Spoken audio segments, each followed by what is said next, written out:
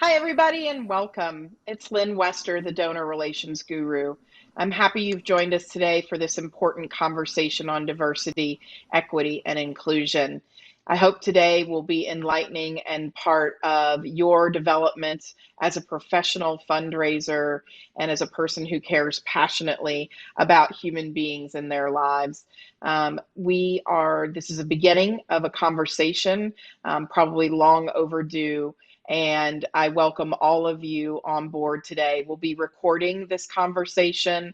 We'll be sending out the recording afterwards for you to share. And we're also going to be hosting one of these discussions each and every month with a different guest host that will be joining me to talk about issues of diversity, equity, and inclusion in our profession. Today, I'm honored to be joined by Avery Howard from the University of Tennessee, who has been a friend and a colleague for a long time. And Avery was brave enough and kind enough and willing to share his time and some of his thoughts with all of us today in a conversation about our communications and what we can do to be more diverse and inclusive. So thank you, Avery, for joining me. Yes, of course. Thank you for having me today, Lynn, and thank you everyone for joining us for this timely conversation as well. I think it's important for us to acknowledge the state of what's going on kind of in our society and in the world as we experience both a pandemic and social unrest, as the Black Lives Matter movement really gains force and steam here in the United States. A lot of us are wondering what we can do to help. A lot of us are wondering, why, frankly, this hasn't happened to us before, and why we're still grappling with issues from the past. What we're going to do is focus on tactical tools, strategies for you. We're going to answer your questions. If at any time you want to answer a question, you can type it into the chat, or you can call at 1-855-962-1525. If you hit *3, you'll be entered into a queue, and Mickey and his team will enter your calls into our live. We hope that this is a discussion. It's certainly not meant to be a lecture, but as a safe space for all of us to have a conversation about DE&I and issues that we can hopefully move forward in our sector. Before, we gave you an anonymous form that you can also enter questions into. And some of you have submitted amazing questions to us, and some of them had some common themes. And so we wanted to cover some of those common themes. But before then, we also wanted to start you with some information that one of my friends at the University of Utah has shared with me, and I'm going to provide this as an attachment, and you'll receive the slides afterward as well, about how to be inclusive with our communications. So I wanted to share those for you as well. So they're going to put the slides on the screen. We're going to run through them really quickly, and then we're going to get deep into our conversation here. We're monitoring a lot of things going on. This is our first time on this platform. We're also streaming live to Facebook. So Avery and I were commenting, we feel like this is how the anchors on the news feel. We've got lots of people helping us. So if you head to the first slide, you'll see that we have brought this great tool to the forefront that the University of Utah shared with us. And if you hit the next slide, you'll be able to see how to do affirmative communications, how to be inclusive. And so these are kind of our steps moving forward in diversity, inclusion, and equity that I think we're committed to at the Donor Relations Guru Group. We're going to educate ourselves, and so today is a great first step.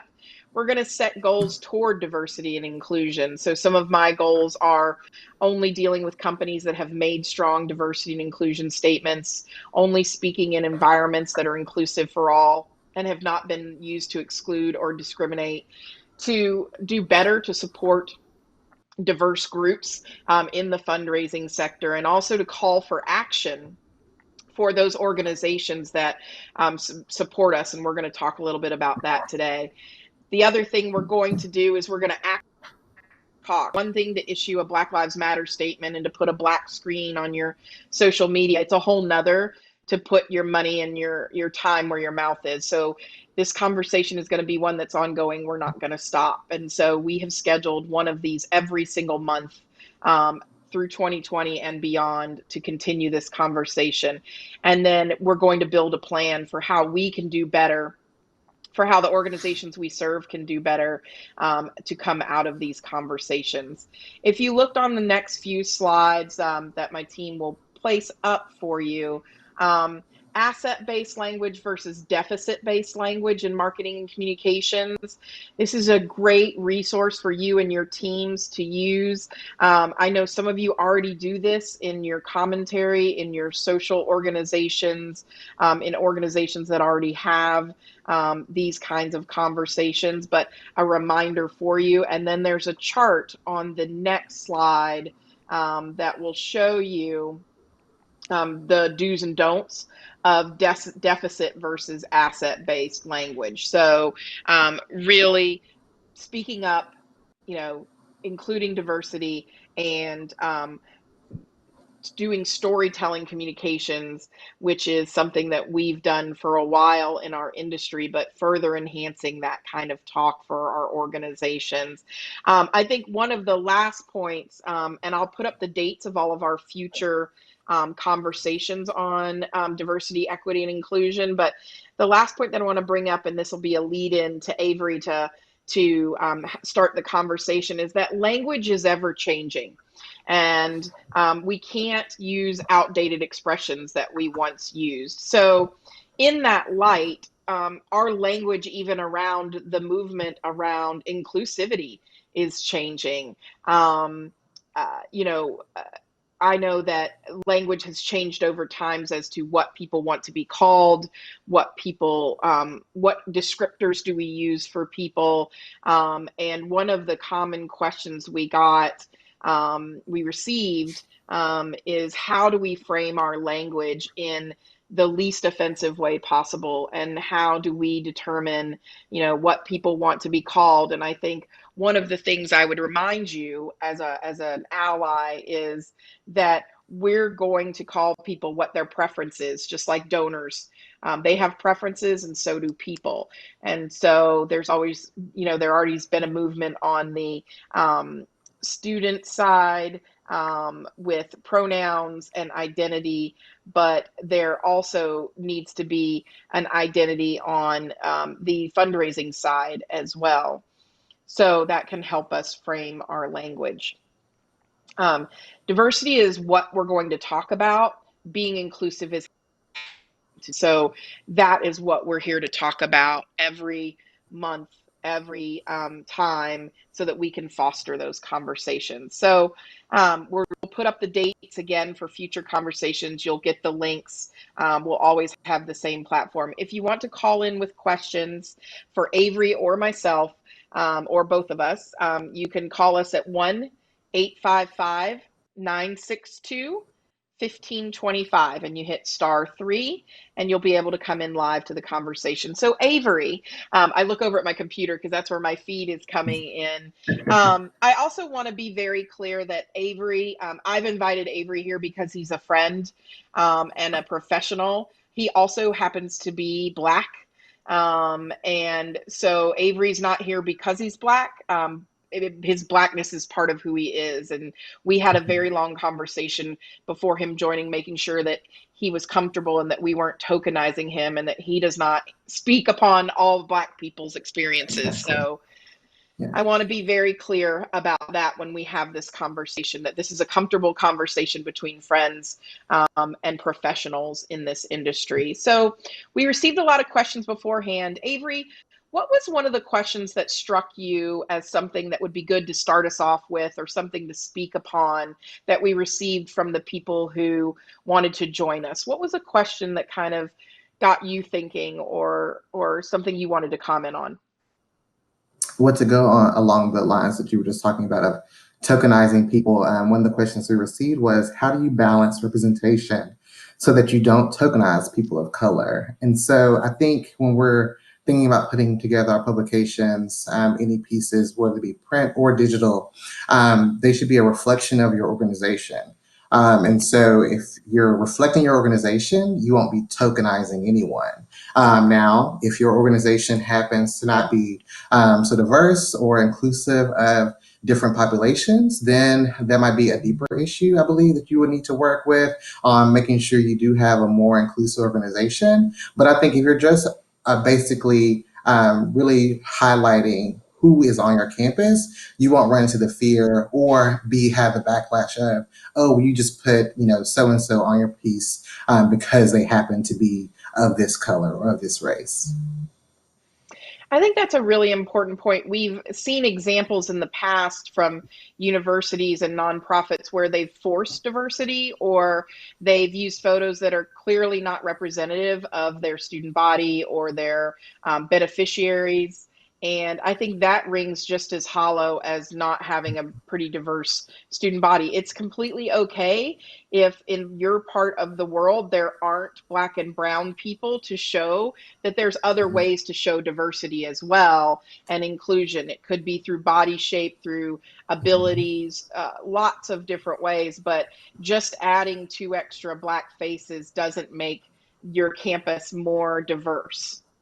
And I'll add on to that. I think, if you do have the practice of doing that, you can give the false sense of representation to your students of diverse populations. I know I've talked to many people over the past few years that they chose to go to an institution or chose to join an organization because they thought it was more diverse than it actually was. And so I think we can do disservice to people we're also trying to recruit if we do have this false representation in our publications. I completely agree. And I think now during virtual times more than ever, it's hard if you don't physically visit a place. It's hard to know what to trust on the internet and things like that. So, trust but verify. One of the things that strikes me, and I know you and I have had many discussions about this, is especially in fundraising, our fundraisers, our population. My company, for example, is my company is white and not very diverse, and that's something that I strive to work on. But I also am cognizant that I'm not just going to have a Black or brown face in my company just because without a reason. So one of the questions is, how do we as an industry recruit more people not like us? Not, if you're talking about donor relations, it's predominantly female, predominantly white. Yeah. And how do we break from that tradition without it being, I just need a brown face to check a box? Mhm. Well, I think, if we're talking about recruitment, I think you need to look at how you're recruiting. And so, if you're posting, I'm of the mindset, if you're, always posting on certain websites or targeting certain organizations for new employees to join your team, and you find that, your pool, because, it starts with your pool, your applicant pool. If your applicant pool is not diverse, candidate to fill the position. So I think we need to be strategic in how we're thinking about how we are recruiting for individuals to be on our team. I know, there are organizations, organizations, professional organizations for people of diverse populations. I know you've mentioned targeting HBCUs to highlight job postings. So I think if we really think outside the box, if you will, or maybe start thinking outside the box, we can bring our teams to be more inclusive of all different types of people. Because I know, as you said, in donor relations specifically, I look around at organizations that I've been involved with over the past 5 years, and seeing someone that looks like me, a man, and Black, it's very, very rare. And so I think we just need to do a better job of really being strategic in how we recruit. I completely agree, Avery. There's a couple of small things that I've done.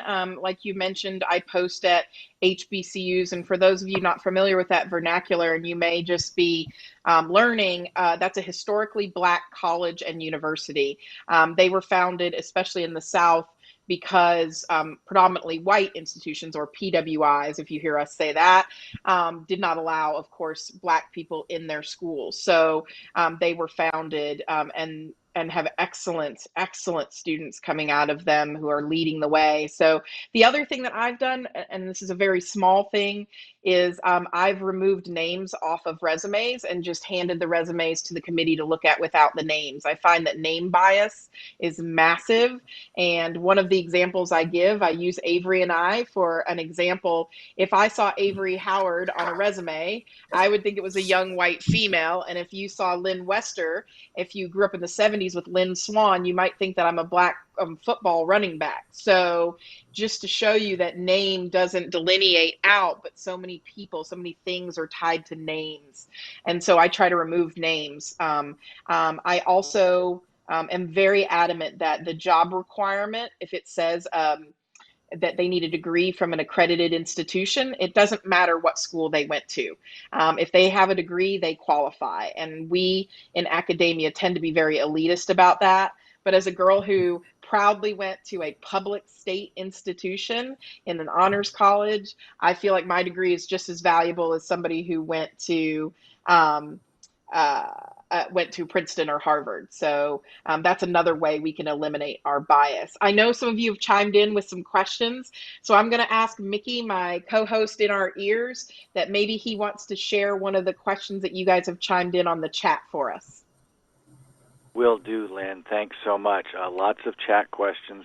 And again, if somebody wants to actually have a conversation and ask a question live, they can dial that number, 855-962-1525, and then press *3. We'll get you in the queue. But right now, and Andrea, we're going to stay with first names here. Andrea had an excellent question. She wrote, what is the biggest roadblock to conversation in your organization?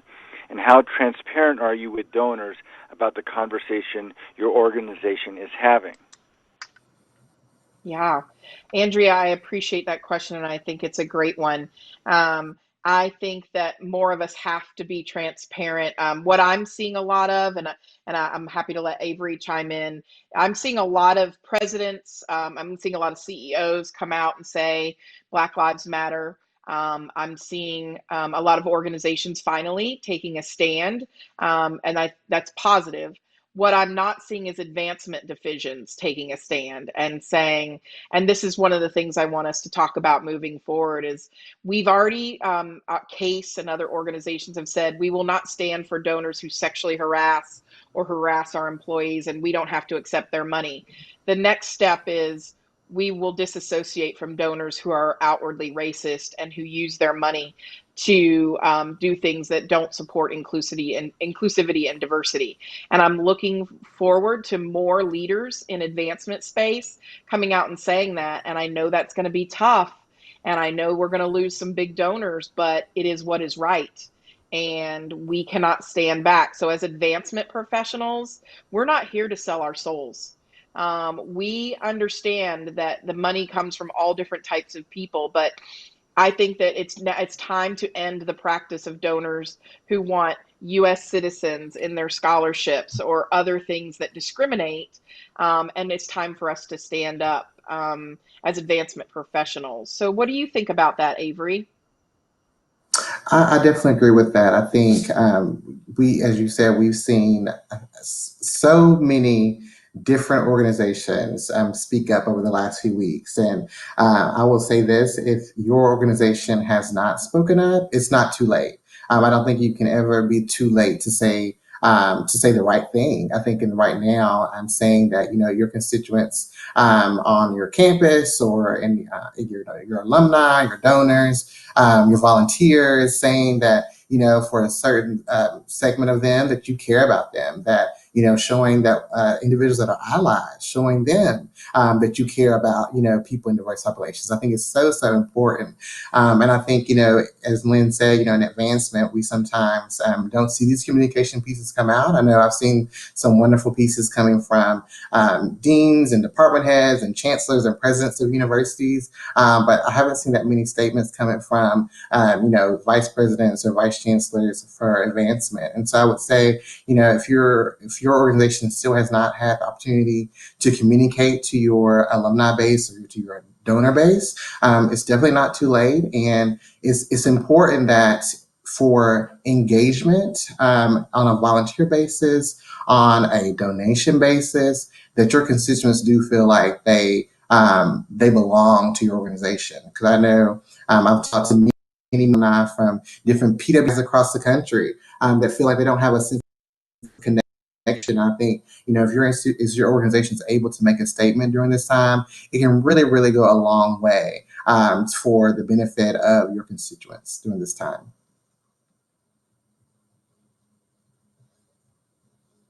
And it's okay to be slow to make the first step, especially if you have people who are afraid of making a mistake.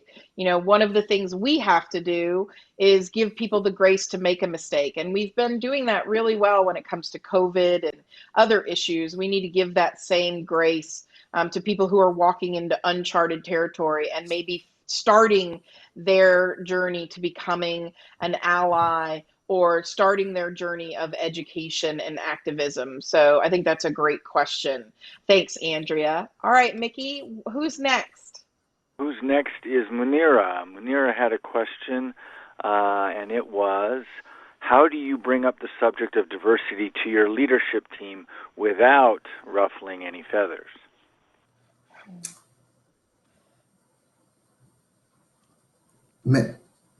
Is that Munira? It is. Munira, thank you for that question. I think that's a very good question. I think that's something that I've told many friends, colleagues. That's something that, me as being a Black person, I don't want to be the only one having to always speak up at the table because I can become the angry Black man, if you will, or the person that's always bringing up diversity because I happen to be Black. But I think at this time, it's important to have the conversation. If people get upset about the conversation of diversity, equity, and inclusion, that's unfortunate, and I think that's not. That should not be reflected in any organization at this time. We are seeing that people do have those kind of feelings, but I think you just have to broach the subject, find a way to broach the subject, obviously in a respectful way. But if you feel that your organization is not being as inclusive as it could be and has work to do, I think you have to take it upon yourself. And I'm sure you're not the only one that may believe that. So I think having that conversation can only help your organization grow moving forward. I really think that's a great point. I think that one of the things to remember too is we can't just leave it to our Black and brown friends and those in diverse populations to be doing this labor. It's emotional labor. It can take a lot out of a person who's already fighting their current circumstances. So one of the things we can do as white allies is not have fear to bring up the conversation. And so one of the ways I've been telling people over the last 2 weeks that they can bring up the conversation is by using a simple crutch. I know that is, for some people, they may not appreciate that, but a crutch is something like an article or a TV show or a book you've read or something where you could have a common shared experience that would spur discussion. It could be something as simple as, I don't have children, but my children and I watched the Sesame Street CNN town hall on race and inclusion, or something like the New York Times today had an article about what is Juneteenth and what does that mean to Black people and why do some people, Black people, celebrate Juneteenth and some don't. I think now, of course, we have a lot of fodder for that. We have a lot of, there's a lot of books and collateral, but I try to find something that we could talk over. I think the onus falls on every one of us, especially those of us who've come from a place of privilege, to acknowledge our privilege and to start somewhere. And the conversation can sometimes be very uncomfortable, but it's one that has to be had. And it can be uncomfortable, but also here's what I would say. maybe some people aren't having the conversation because they're afraid to offend you or they're afraid to say the wrong thing. So understand that they just don't have practice. I kind of liken it to fundraising. If you've never asked for a gift before, if you've never talked to a donor, people think they're like the guy on Monopoly or someone completely unrelatable, or that they're all like billionaires who, fly around in private jets. Some of our most amazing donors are the most humble, down to earth people. Same thing for our staff. People work in nonprofits for a reason. I truly believe they have good hearts, and we have to trust those good hearts, but we have to also understand that they just don't know how to start the conversation. And so maybe just a little open door and assume best intent. Going into those conversations, try to assume best intent, but also know that you're going to be uncomfortable. And you know what? Out of discomfort comes change. I think all of us have gotten comfortable with being uncomfortable lately, and that might really help you out. So it's a great question, and we really appreciate it. It's a really good one. Take the chance. Take the Yeah. chance. All right, are you ready for another question then? Why don't we Sure. go to Lindsay? Lindsay's question was, what are the best ways for a mostly white organization to educate themselves on diversity and inclusion and assign meaningful action? Yeah. I'm going to start with this one, Avery, because I'm white. So I'm Just just going to take that one. And I've got a mostly white organization right now that I have built as a company. I think the first thing is going to trusted resources that are well known for diversity and inclusion. It could be someone local in your area. It could be a national person. Find someone that you're comfortable with. Find an organization and seek out some education. Yale University has an online class that's free about it. I mean, there's so many resources out there. So I think a shared experience around diversity. Another thing you can do that will wake you up really quickly is to take Harvard's implicit bias tests. They're fantastic. And they demonstrate your implicit bias on things you didn't even realize you were biased against or toward. And then the other thing is, don't let the conversation fade. So turn it into action, whether that's volunteering, donating. What you want to do is say, okay, well, I'm going to have to find 5 Black friends, or I'm going to have to become, I'm going to have to go to protests, and you're going to have to swim in your lane, and you're going to have to, this is going to be a journey for your all white or predominantly white staff. And then the other thing I want to make sure you don't do is put burden for your education on a person of color or on a Black person. It's now they're already hurting, and sometimes they may need space. So well, all the time people need space, but we need to be sensitive that the emotional labor is ours to do, and they can help us along the journey. And so, but that it's not their burden to educate us. And also, not all Black people know everything about Black history. Avery and I were talking the other day, and he said, I didn't know about Tulsa until I watched The Watchmen. They don't come history facts and figures and knowing everything. They were not taught that the same way we weren't taught that. So just being mindful of that. What are some other steps, Avery, that you would like a white staff member or a predominantly white staff to take? What are some things they can do? Well, I think being open and willing to learn and to educate yourself, I think this is a great first step in recognizing, and I think recognizing that we all have implicit biases that we have to work through. And as you said, it's a journey. It's continuing. Day we have to work this because every day up until now, up until my age of 30, and to some people of 40, 50, 60, they've never had to have these conversations about race to the extent that we're having them at this day and time. And I think this is we've had marches and we've had protests in the past, but I feel something different, and I know I've not lived through it before, but I feel like this is just a time where there's just so much momentum right now, that we're all in this, and so we're all on this journey. But as you say, just educating yourself, find books. They can be movies. There can be social media outlets. I think there are many activists and organizers, on Twitter and your Instagram accounts that you can follow, and just get information to supplement what you are reading in your books and other information that you're taking in. So I just think it's, if you're always taking it in, if you're always getting it from different outlets, it'll become like a second nature for you.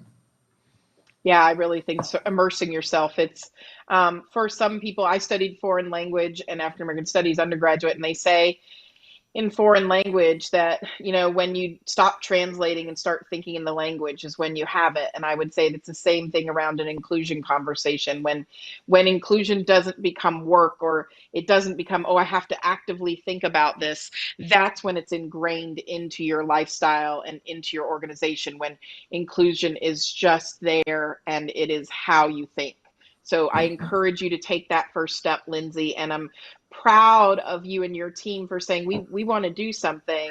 And so just one step is more than a lot of people have ever done. So kudos to you and your team.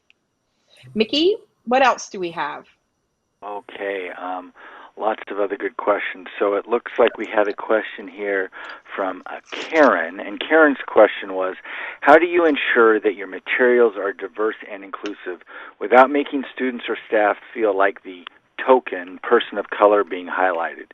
Is it ever okay to specify gender or race for scholarship criteria, or are you completely opposed to that? So a couple of questions to unpack there. Sure. So I'm not completely opposed to gender and race and scholarship criteria. The federal government is. And so it's not a Lynne Wester donor relations guru rule, although I'll make it if I need to today. It's actually in contradiction to the Civil Rights Act of 1968 and then 1994 to do that. So it's not necessarily stuff, but I haven't created that one. I think that we have to stay away from those criteria for so many reasons, the least of which is because they can be used against us. So if we can have a scholarship for a certain diverse population, like if we want to say a scholarship for Black females, know that there are not so nice people, that's my kind word of the day, on the other side who will say, well, then I can have a scholarship for a white male because they're underserved. And we actually have some genius out there who's claiming that white men are underprivileged at this point. So, but that's a whole nother conversation. How do you include diversity in your communications without tokenization?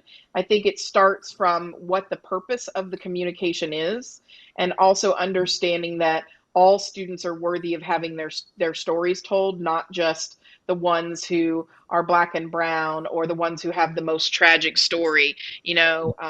Overcoming obstacles is different for everyone. And so when we point out, oh, and she's female and she's Black, like that tokenizes them and makes them the perfect student or the perfect student speaker. I've seen that happen a lot. And also don't represent diversity you don't have. We started this at the top of the speech. What's another thing, Avery, that people can look for in their communications that might be something that is not inclusive or really spurs the idea of diversity? I think we have to really be cognizant of. I think if we're planning, if we're intentional. So I think a lot of times, we think we're planning ahead. Then we get to the 2 months out, and we're like, oh, we need a scholarship recipient for this, and we need this professor for this, and so we're reaching for straws at the last second. And so then I think that's when we're not doing our best to plan ahead and make sure we do have a good representative piece of our organization. Like we were saying, like you said at the top, we're talking about just representing your organization throughout your communication pieces with the individuals you're highlighting. And so I think if you sit down with your teams, whether it might be your stewardship and relations team, your advancement, your development officers, your communications team, and just kind of planning out the needs that you have for the year, and then also for publicizing, scholarship recipients, professorships, that kind of thing, and then just highlighting, finding those good stories from kind of from a database that I'm sure we're all newsletters out that's highlighting students and professors all the time. We can use those to help us, and then kind of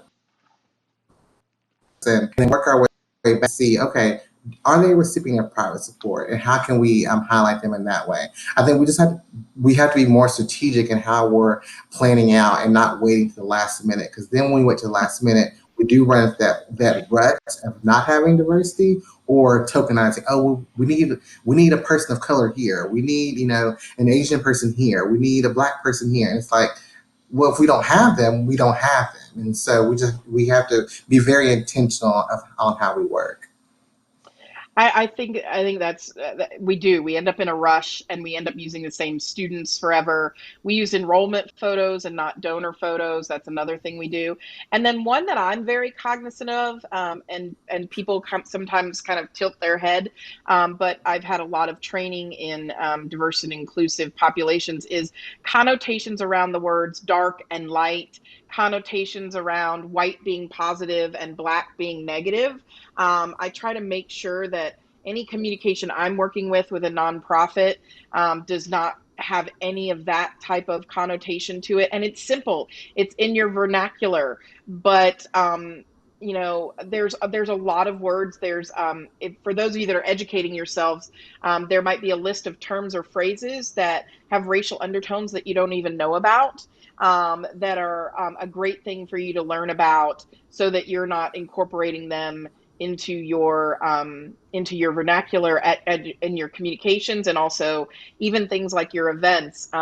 Knowing that anytime you use the word, there's going to be a whole population of people that don't feel comfortable going to an event where there's an auction, because the connotation of that is just so hurtful. And so we really have to think through these things. And again, it's layers. So maybe you start by looking at your imagery, and then after that, you look at your text. You take one step at a time. You don't try to throw everything out and say, well, this is too white and too insensitive. You start with one improvement at a time. And I know each and every one of you can do one thing. And that's enough for a start. That's better than we all have been doing. So again, that's something you can do. Mickey, what other questions might we have? That was a great question, Karen. It was. And a question was asked about how to ask on the phone. So if you want to talk and ask on the phone, again, you can dial 855-962-1525. That's toll-free, 855-962-1525. And then you can listen there, and then if you have a question, you just press *3. It's like raising your hand. But right now, very timely from Terry. Terry's question was about, here we go. Terry wrote, our foundation yesterday was discussing Juneteenth and wondering how we can recognize the significance of this date during this time of collective awakening, while knowing that we are nowhere near where we need to be in authentic anti-racist work. Do either of you, Avery or Lynne, have any advice for Terry? It's a great question. I'm going to let Avery start, and then I'm going to tell you what we're doing as a company. Yeah, I would say I would at first say, is this will this be the first time communicating to your constituency base in terms of the racial issues going on right now? If it is, I think you have to do more than just saying, Juneteenth. I think you should, build out. I think it is good that your organization is cognizant of Juneteenth and wants to recognize Juneteenth. I think, for people that are wanting to talk about Juneteenth, I think it's important that you highlight that, it's an important date in our country's history for Black people, because that is when we were really free, in that sense. So, we celebrate 4th of July, so why not June 19th?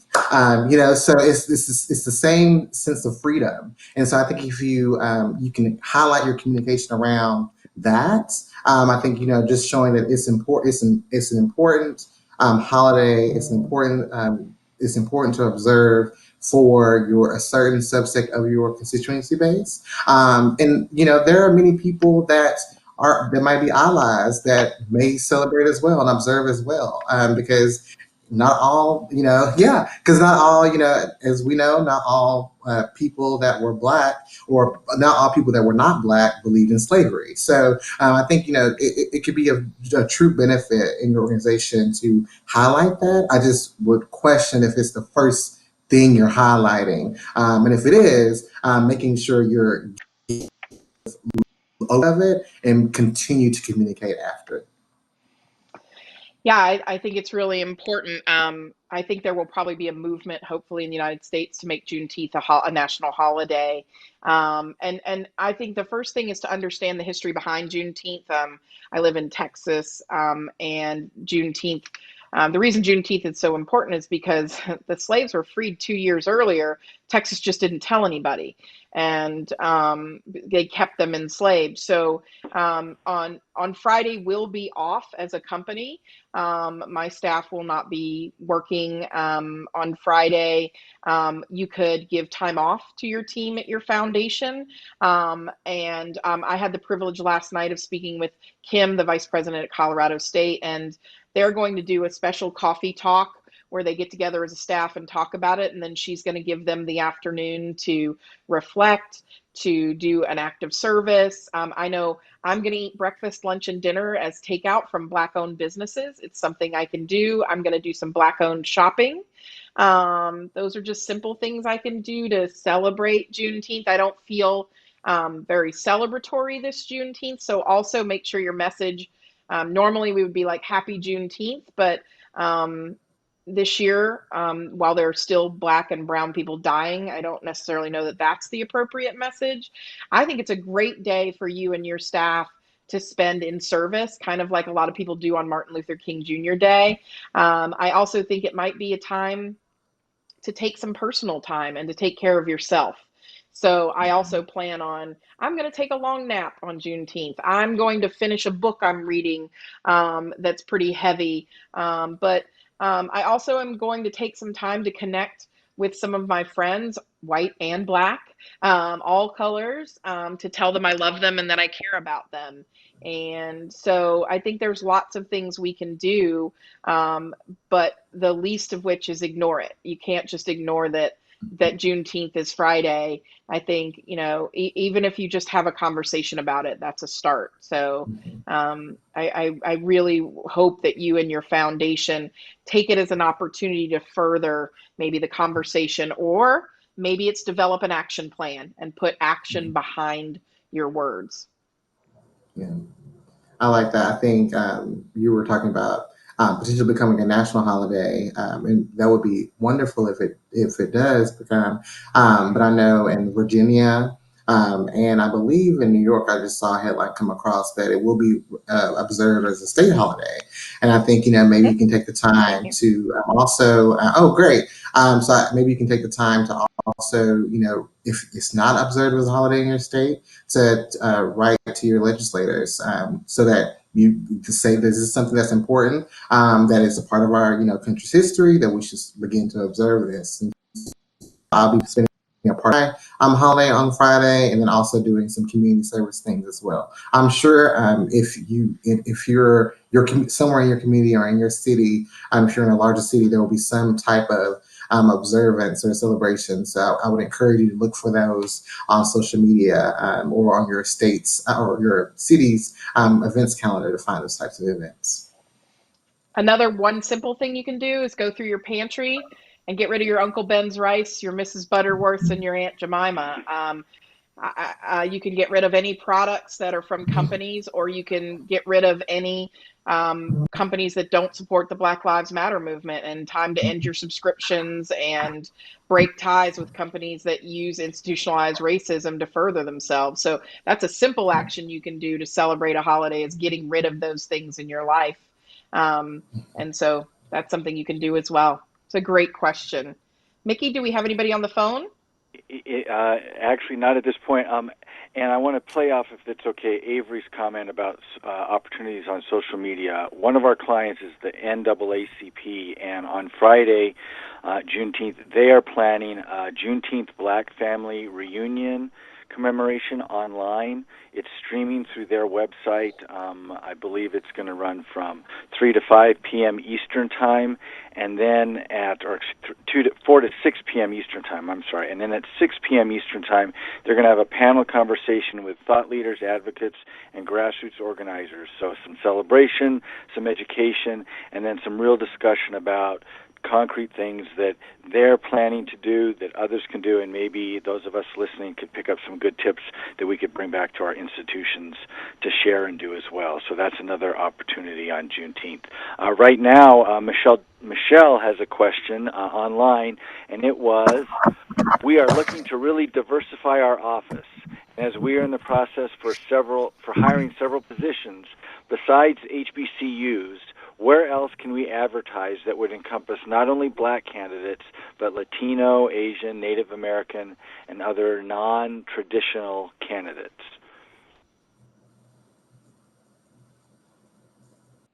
Yeah, I think that's a great question.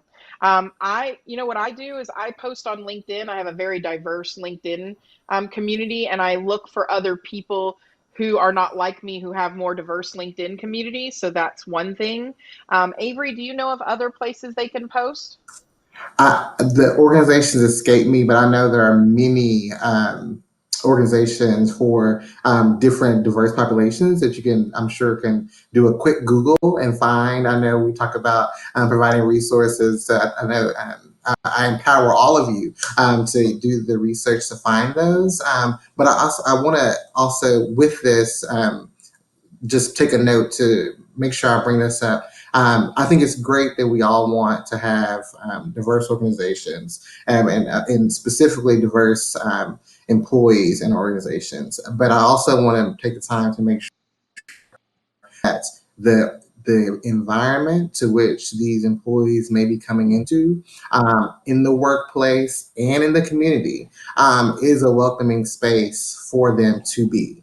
I know I have been, I can speak from personal experience. I've been at my institution for a number of years, but I also was an undergrad at my institution. So I have a deeper affinity for it than other people that might move into this area. And I know people can sometimes find it hard if they, their office is not as welcoming, or if the community, they just can't find the correct fit. And so I would encourage you that if you're bringing in individuals from diverse populations, to make sure that not only is your office and your organization as a whole, because if your team of 5 is the most welcoming, but your organization of 100 or 200 or more is not, they will feel that, and it won't be a great space for them. And then if they go home and then they're a single person, they go home, they don't have anybody there in their community. It can be really, really tough to ask people to move to a new area and not have that support. So making sure that not only do they have the support within your team, within your organization, but also in the community. And if you need to, if this is something important to you, make sure you have those resources in the community that could be of interest to them. So before you make that offer, kind of see what they're involved in, what are their interests, to make sure that there is something like that in your area, in your town, in your city, that they can become involved in. Because I think it's very important that not only it's great that you want this, but it has to be a great fit for them as well. I totally agree. We want to make sure that people are comfortable wherever they go, but not all communities. You're not in charge of your community. And so I was recently watching When the Levees Break. It's one of my favorite documentaries of all time. It's a Spike Lee documentary on post-Hurricane Katrina, New Orleans. And one of the problems they talk about is when they were evacuating people from New Orleans, they shipped them all over the country. And, here are these essentially New Orleans people who are ending up in Utah going, I don't have a barbershop. I don't have crawfish. It's so white here. I don't have any friends. I don't have a church to go to. I don't have a community. And they longed for their community in New Orleans. And so we thought we were doing well by them by saying, but here you have a home and you have a roof over your head and you're not in a FEMA trailer.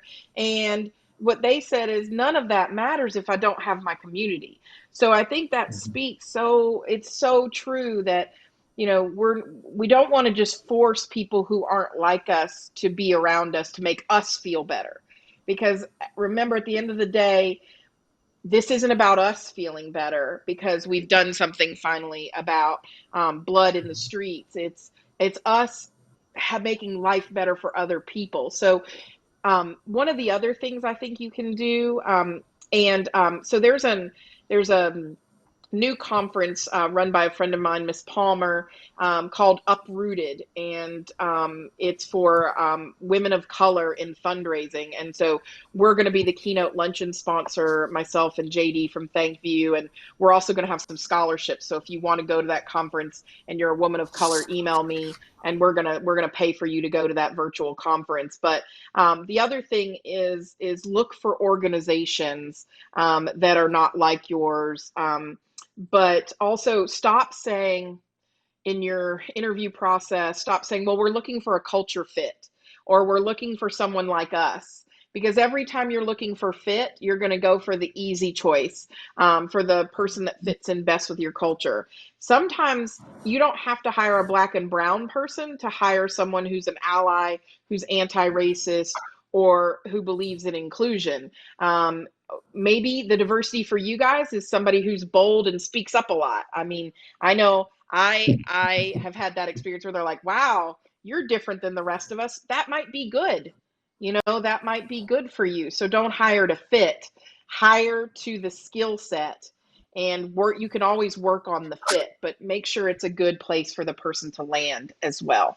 Make sure it's a great environment. And, if they see all their leadership is white males, white hetero cisgendered males, then they're going to wonder, I guess I can never advance because leadership, there's no leadership opportunities either. So something to think about. Mickey, we've got about 7 minutes. Do we have another question? We do, and actually I'm going to sort of try and pull together several. So there are a variety of questions that deal with sort of sharing diversity up or out, in the sense that there's things that many of the participants online can do for their staffs or with their program. And Susan's was actually the most succinct. Susan said, what is the best way to share diversity with your board and high donor supporters? So would either of you have any ideas or thoughts about that specific question, or in general? That's a good question. That's the big one, isn't it, Susan? Yeah, that is a really big one. But I think one thing, that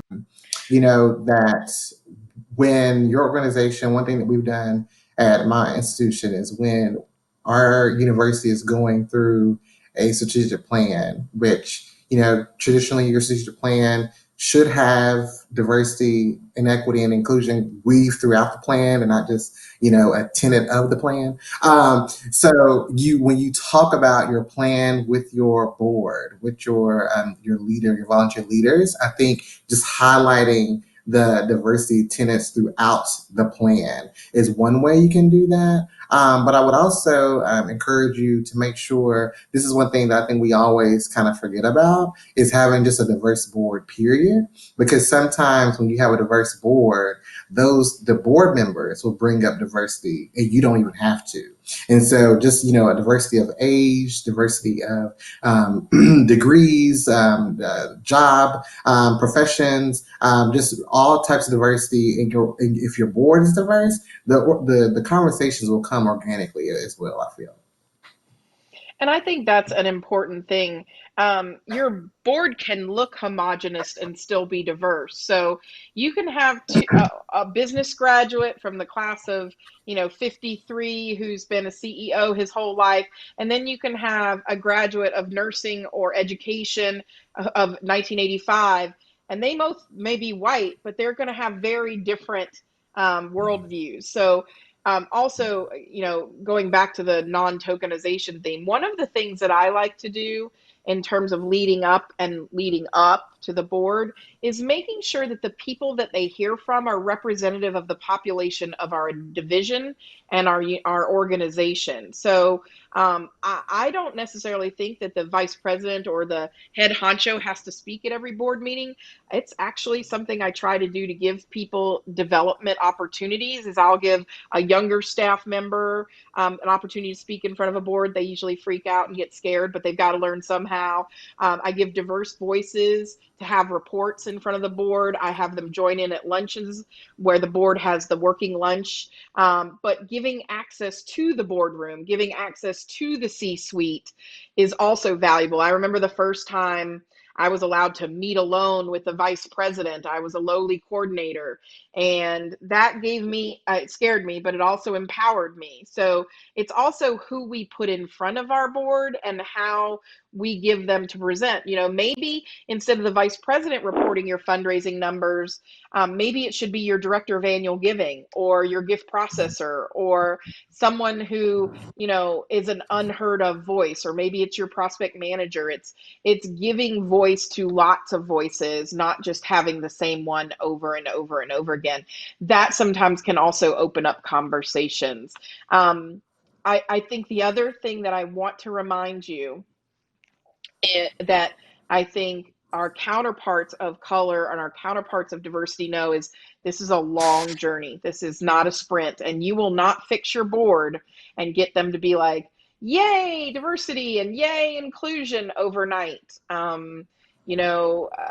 For me, my education has been 25 years long in diversity, and I still don't know half of anything, and I still make mistakes all the time. But changing the culture of an organization takes years upon years. So don't think that just by taking down a statue or changing a name or having one diversity trainer that it fixes everything. It takes a long time for people to change their mindsets, and everybody does it at their own pace too. So we need to have grace for that as well. So we've gotten so many good questions, and so what I'm going to have Mickey and his team do is put up the slide of the upcoming dates, and we're going to be sending you invitations for those. You're also going to be receiving, we're committed to this, and I'm going to have a special guest every month. So if you know of a great guest, I've already got some in the back of my head of some people that I'd love to talk to in our industry. This is for fundraisers by fundraisers, but first of all, I want to say thanks to Avery.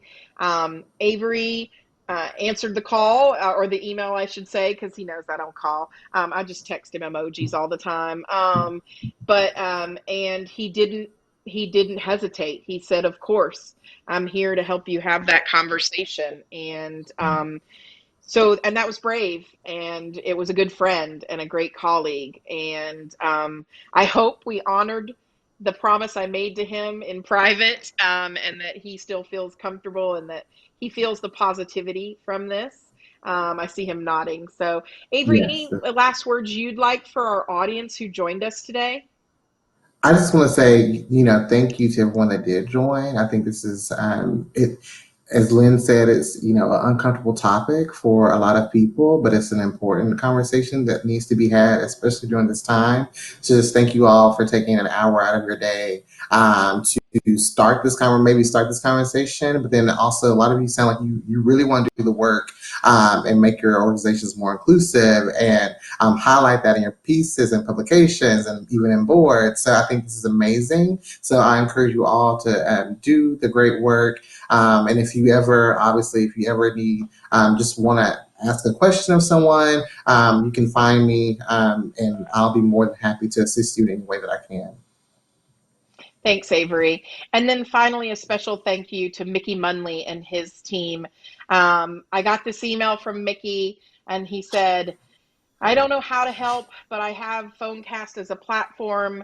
I've been using it for the NAACP. I want to help you professionalize your operation. And boy, is it, we have little people talking to us in our ear. It's a blessing. And Mickey donated all of his and his team's services to us so that we could have this conversation. So if you are looking for a broadcast platform, I can't tell you how easy it was for us, how professional and kind they've been to us amateurs at this. And we're just very appreciative that they helped us use the platform to lift this.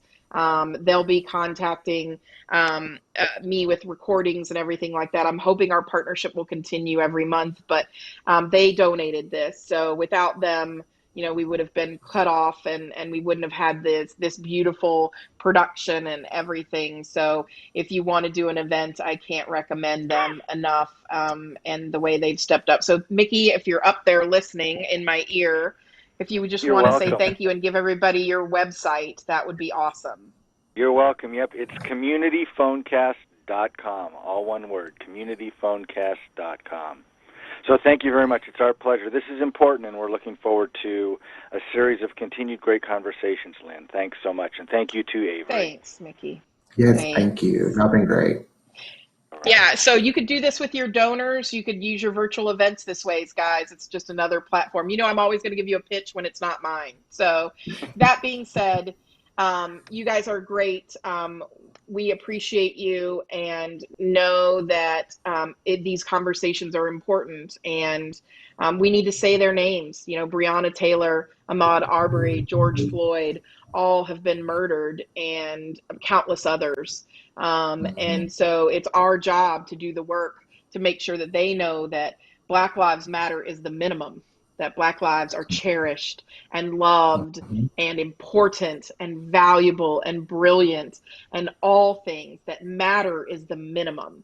So we're going to continue this work together, and I'm so grateful that you trust us to help you do it. So thanks so much, you all, and I hope you have a good rest of your week, and I will see you online soon. Thanks.